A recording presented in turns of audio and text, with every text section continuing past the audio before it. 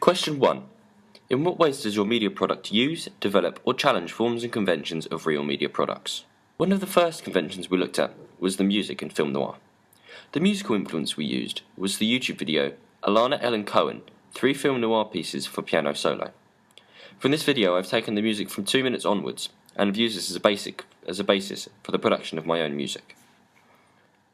I used piano as I felt it was the best instrument to give homage to the music of the genre. It also gave the beginning of the film an air of suspense thanks to the ever-changing key of the music. The narrative influence for our film came from the film Sliding Doors, which gave us the idea of a parallel world splitting off at the train station, with one world having the woman getting on the train and the other having her missing it. Some of the visual aspects for our film come from the film The Dark Knight. There is a scene within this film where the Joker is being interrogated by the police commissioner, and all you see is darkness around him, with his face being lit up by a single piece of light. We've used this influence in Jones's own interrogation scene to make her seem alone, afraid, and fragile. We have included within our film some of the traditional conventions of film noir, such as the inclusion of a femme fatale character and smoking. These traditional conventions helped us to give the film its pastiche style. Question 2. How does your media product represent particular social groups? The main representation within our film is the representation of women, who are both weak and empowered. The character of Miss Jones has no specific status at the beginning of the film. She is weak for a short amount of time during the conflict, but is empowered once Ruth Watson is killed.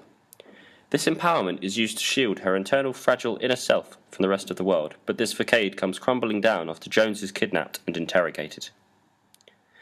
Ruth Watson is shown as an empowered character through her powerful and dangerous body language, but is stripped of this power once she is killed. The character of Ruth Watson is also a femme fatale. She is the empowered, deceitful woman who is morally ambiguous and enigmatic. Question 3. What kind of media institution would distribute your film? I think that British independent distributors would be the best type of institution to distribute my film. This is because independent distributors are more likely to take on a film that has no conglomerate backing when compared to the big studios such as Paramount Pictures. Examples of studios such as these are Artificial Eye, ICA Entertainment and Palm Pictures, all of which are based in London. Because of this, I've chosen the UK branch of the distributor Revolver Entertainment as the potential distributor. Another reason that I've chosen Revolver Entertainment is that they have a history of taking on British independent films, and as such I feel that my film would have more of a chance of success. Revolver also has had a hand in the film noir genre before, releasing the noir thriller hybrid 13 Tanzameti. Question 4. Who would be the audience of your media product? The target audience for our film is the younger generation, consisting of people aged 14 to 24. As myself and the members of my group are young, we found it easy to relate to this audience. While people outside of our target range may be interested in viewing our film, it's not specifically tailored to them, and as such it is doubtful that they will have an interest in it. Another reason for choosing this audience is that research shows that the cinemas tend to attract a younger audience more than an older one, and embracing this trend seems to be the best way to make a successful film. Question 5.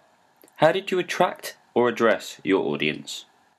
My group worked to attract our audience in various fashions. The most major way in which my group did this was through the film's visuals.